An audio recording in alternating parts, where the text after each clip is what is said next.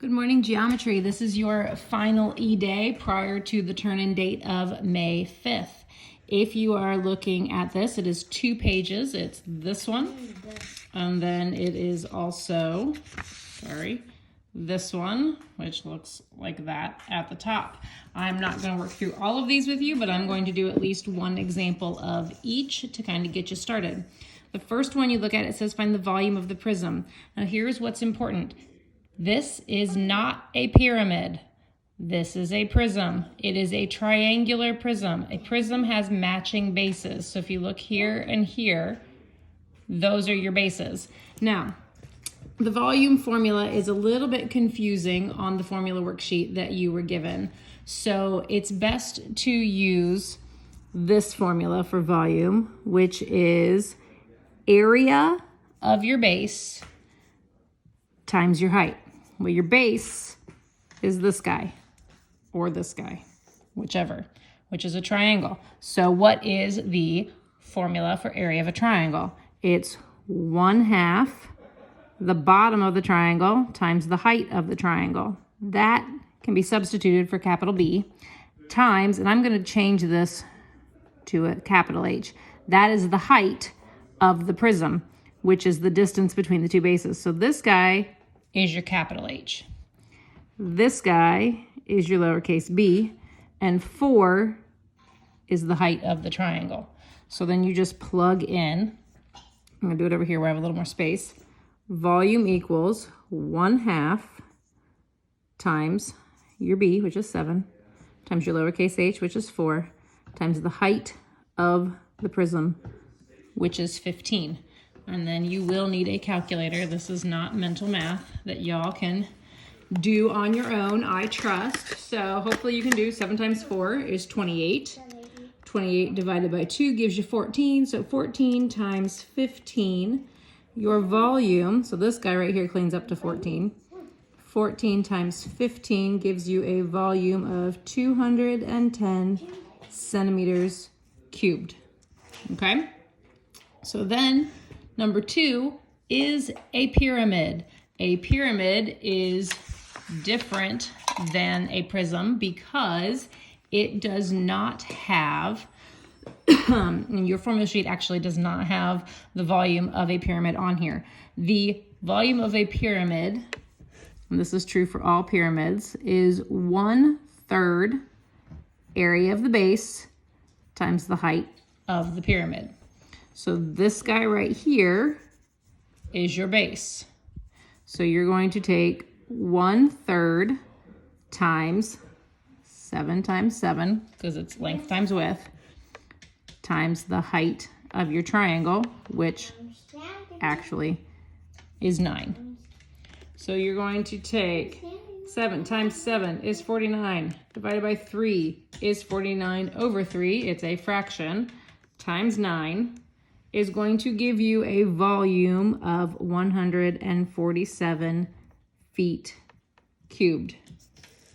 Volume of a cone is 1/3 pi r squared h. This is actually your easiest one because all of the letters mean the same thing. So this is your r, this is your h. You can take it from there. I am not going to do that one for you. Okay, so then number 4 says to find the surface area of the prism. So on this, we have 2 triangles, and we have 1, 2, 3 rectangles that are not all the same height.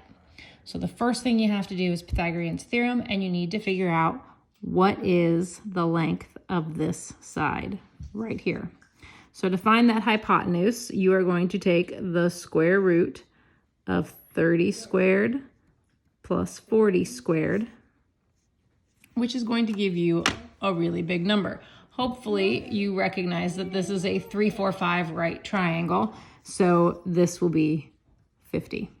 And if you don't believe me, go ahead, put that in a calculator, and I promise you that is what you will get out if you take the square root of 30 squared plus 40 squared and take the square root, you get 50. Okay, so now area of your triangles, that is 1/2 base times height. There's your base, there's your height. So 1/2 times 40 times 30.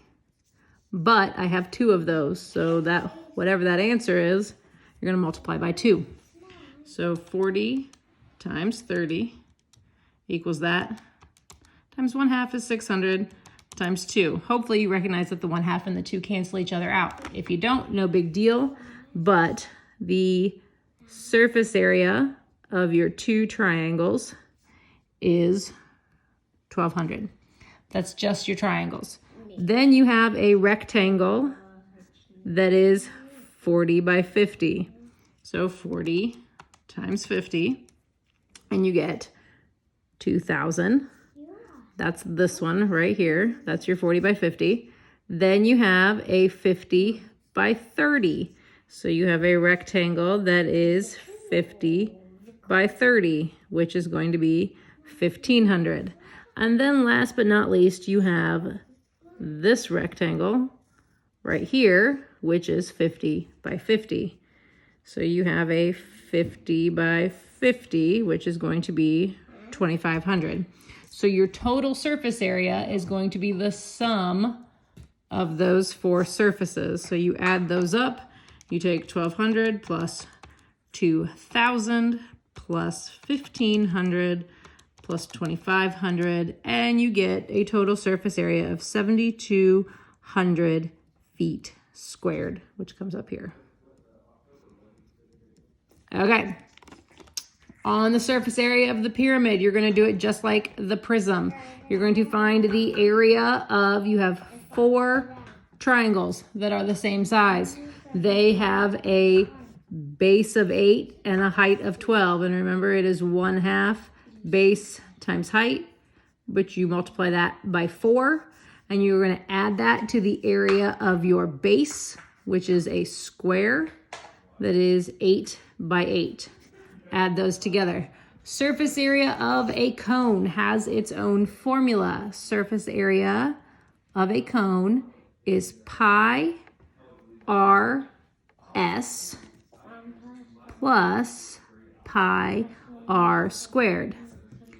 10 is your s. 10 is the length of this side right here. It is not your height. Your height would be this number from the top to the bottom. You don't need that for surface area. You need S and you need R. So it's a matter of plugging in. Again, not going to solve that one for you. All right, number 8. Notice it is marked challenge.